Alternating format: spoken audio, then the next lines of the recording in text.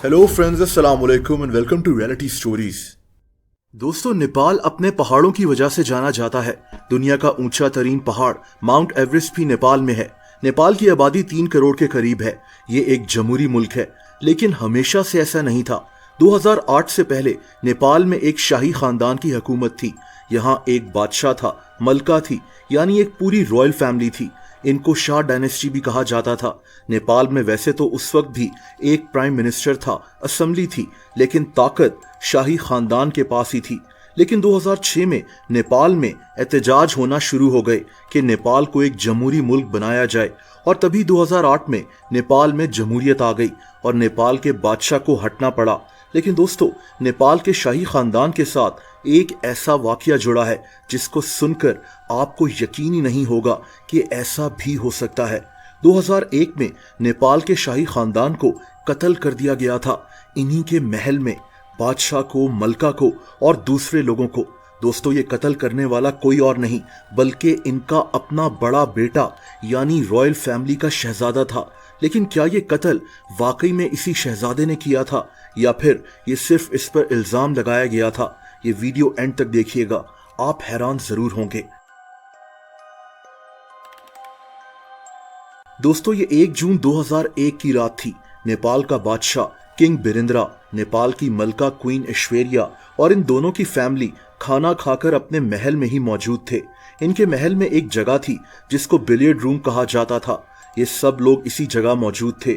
इस महल की सिक्योरिटी बहुत सख्त थी। शाही खानदान के लोग बगैर किसी फिक्र के एक दूसरे से बातें कर रहे थे, लेकिन अब जो होने वाला था उसका तसव्वुर भी इन्होंने नहीं किया था। दोस्तों, अचानक एक कमरे से एक आदमी निकला। ये इस फैमिली का शहजादा था, प्रिंस दीपेंद्रा। नेपाल के बादशाह और मलका के 2 बेटे थे। प्रिंस दीपेंद्रा इनका सबसे बड़ा बेटा था। प्रिंस दीपेंद्रा के पास 3 किस्म की बहुत जदीद गन्स थीं, एक सब मशीन गन, एक ग्लॉक पिस्टल और एक M16 राइफल। इसने नेपाल की आर्मी का यूनिफॉर्म पहना हुआ था। दोस्तों, इस शहजादे ने अचानक मशीन गन से अपनी ही फैमिली पर गोलियां चला दी। सबसे पहले इसने अपने ही बाप यानी नेपाल के बादशाह किंग बिरेंद्रा को गोलियां मारी। ये गोलियां इसके सीने और गर्दन पर लगी और नेपाल का बादशाह उसी वक्त मारा गया। दोस्तों, नेपाल का शाही खानदान अपनी जान बचाने के लिए इधर उधर भाग रहा था। इससे पहले कि महल के अंदर इनके सिक्योरिटी गार्ड्स आते, प्रिंस दीपेंद्रा ने अपनी ही मां पर भी गोलियां चला दी, यानी नेपाल की मलका क्वीन ऐश्वर्या पे। इसकी मां भी मौके पर मारी गई थी। इसके बाद इसने अपने 2 बहन भाइयों को भी गोलियां मारकर कत्ल कर दिया। प्रिंस दीपेंद्रा ने शाही खानदान के 7 लोगों को कत्ल कर दिया था, बादशाह, मलका, इसके 2 बहन भाई और 3 दूसरे लोग। इस हमले में शाही खानदान और महल में काम करने वाले कई लोग जख्मी भी हो गए थे। दोस्तों, इसके बाद प्रिंस दीपेंद्रा ने अपने सर पर भी गोली चला दी। उस वक्त तो ये बच गया था, लेकिन ये 3 दिन के लिए कोमा में चला गया और 3 दिन के बाद इसकी भी मौत हो गई। दोस्तों, आप इमेजिन करें कि एक मुल्क के शाही खानदान को कुछ ही मिनट्स में कत्ल कर दिया गया, और वो भी इनके अपने बेटे यानी प्रिंस दीपेंद्रा ने। नेपाल के लोगों को यकीन ही नहीं आ रहा था कि ऐसा कैसे हो गया। लेकिन अब सवाल ये था कि प्रिंस दीपेंद्रा ने ऐसा क्यों किया? क्या वाकई में इसी ने अपनी फैमिली और खुद को मार दिया था? ये कहानी बहुत अजीब है। दोस्तों, प्रिंस दीपेंद्रा ने ऐसा क्यों किया, इसकी कई थ्योरीज हैं। ये खुद भी मर गया था, वरना ये खुद इसकी वजह बता सकता था।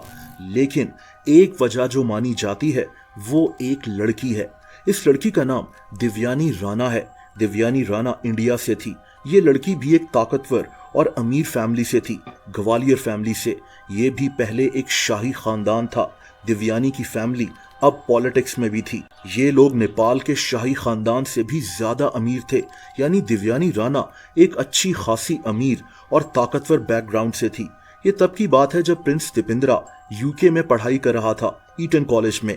इसी कॉलेज में दिव्यानी भी पढ़ रही थी। इन दोनों की दोस्ती हो गई और बहुत जल्द इन्होंने फैसला कर लिया कि ये एक दूसरे से शादी करेंगे। अब दोस्तों, यहाँ मसला क्या होना था? प्रिंस दीपेंद्रा नेपाल का शहजादा था। दिव्यानी भी एक ताकतवर और बेहद अमीर फैमिली से थी। इसका खानदान भी पहले एक शाही खानदान था। नेपाल और इंडिया साथ साथ ही हैं। दोनों मुल्कों के लोग भी एक दूसरे के मुल्कों में आते जाते हैं। इन दोनों की फैमिलीज को क्या मसला होना था? लेकिन यहाँ एक मसला था। दोस्तों मसला ये था कि दीपेंद्रा की माँ यानी क्वीन ऐश्वर्या ने कहा कि दिव्यानी का खानदान रुतबे में इनके खानदान से छोटा है। हालांकि दिव्यानी की फैमिली इनसे ज्यादा अमीर थी, लेकिन ये खुद को रुतबे में दिव्यानी के खानदान से बड़ा समझते थे। दीपेंद्रा की माँ क्वीन ऐश्वर्या इसकी शादी अपनी मर्जी की एक लड़की से करवाना चाहती थी। ये भी कहा जाता है कि क्योंकि दिव्यानी इंडिया से थी तो दीपेंद्रा के माँ बाप को लगता था कि इस शादी से इंडिया का नेपाल में बहुत इन्फ्लुएंस हो जाएगा। दोस्तों इसी बात पर प्रिंस दीपेंद्रा का अपने माँ बाप से झगड़ा हो जाया करता था। कहानी के मुताबिक दीपेंद्रा इसी वजह से डिप्रेशन में चला गया था और इसी वजह से इसने अपनी ही फैमिली यानी नेपाल के शाही खानदान को कत्ल कर दिया और खुद को भी मार दिया। इस वाक़ये से कुछ देर पहले इसने आखिरी कॉल भी दिव्यानी को की थी। ये नशे में था। दिव्यानी नहीं जानती थी कि ये क्या करने वाला है।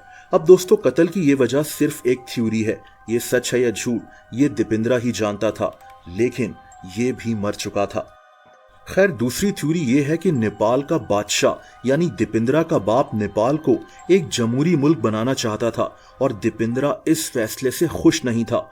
ये शहजादों में सबसे बड़ा था और अब इसने बादशाह बनना था और यही वजह थी कि इसने गुस्से में अपनी फैमिली को कत्ल कर दिया। जैसा कि मैंने कहा कि ये भी सिर्फ एक थ्योरी है, लेकिन दोस्तों यहाँ एक और भी थ्योरी है, एक अजीब थ्योरी जो हो सकता है कि सच हो। कई लोग ये मानते हैं कि दीपेंद्रा ने अपनी फैमिली को कत्ल नहीं किया बल्कि इसको सिर्फ फंसाया गया है। दोस्तों 2001 में नेपाल का शाही खानदान नेपाल में काफी पॉपुलर था। किंग बिरेंद्रा और इसके बेटे दीपेंद्रा की लोग काफी इज्जत करते थे। जिस दिन इस फैमिली का कत्ल हुआ तो किंग बिरेंद्रा का बड़ा भाई ज्ञानेंद्रा वहां मौजूद नहीं था। ज्ञानेंद्रा अपने भाई के मरने के बाद नेपाल का बादशाह बन गया था। यही नेपाल का आखिरी बादशाह था।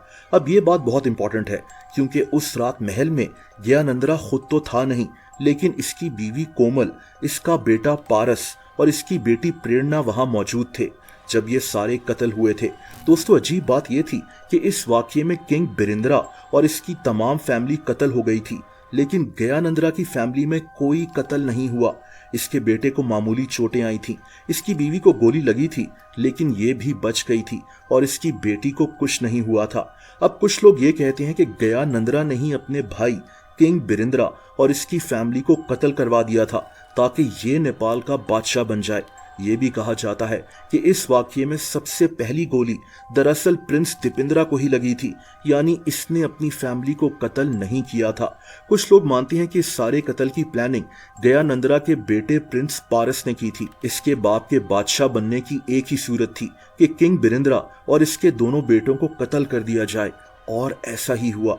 लेकिन दोस्तों ये भी सिर्फ एक थ्योरी है, एक कॉन्स्पिरेसी थ्योरी जिसका कोई सबूत नहीं है। वहां मौजूद स्टाफ ने तो ये कहा था कि पारस ने 3 लोगों की जान बचाई थी जिनमें 2 बच्चे भी थे जब दीपेंद्रा गोलियां चला रहा था। खैर हकीकत अल्लाह ताला जानता है। दोस्तों इस वाकये के बाद नेपाल में एक कमेटी बन गई थी जिसको नेपाल के चीफ जस्टिस और असेंबली के स्पीकर ने हेड किया था। इन दोनों ने शाही महल के स्टाफ के 100 से ज्यादा लोगों के इंटरव्यूज किए थे जो उस वक्त महल में मौजूद थे, और इन्होंने फैसला ये किया था कि प्रिंस दीपेंद्रा ने ही अपने माँ बाप, भाई बहन और दूसरे लोगों पर गोलियां चलाई थी। खैर इस वाकये के बाद नेपाल का शाही खानदान बहुत कमजोर हो गया था और 7 साल के बाद नेपाल में एहतजाज होने शुरू हो गए कि नेपाल में जमहूरियत लाई जाए, और तभी मजबूरन शदीद प्रेशर में नेपाल का आखिरी बादशाह किंग ज्ञानेंद्रा अपनी बादशाहत से हट गया था।